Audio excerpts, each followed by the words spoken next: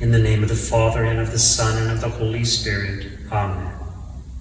O wonderful Saint Anthony, glorious on account of the fame of your miracles, and through the condescension of Jesus in coming in the form of a little child to rest in your arms, obtain for me of his bounty the grace which I ardently desire from the depths of my heart.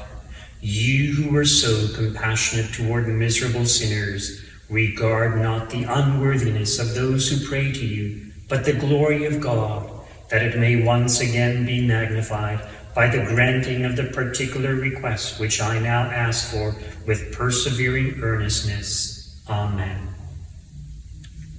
O purest Saint Anthony, who through thine angelic virtue was made worthy to be caressed by the divine child Jesus, to hold him in thy arms and press him to thy heart, I entreat thee to cast a benevolent glance upon me.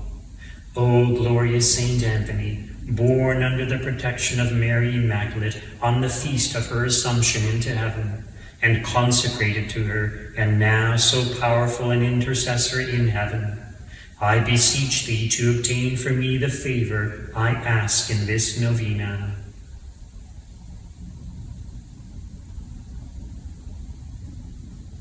O great wonder worker, intercede for me that God may grant my request.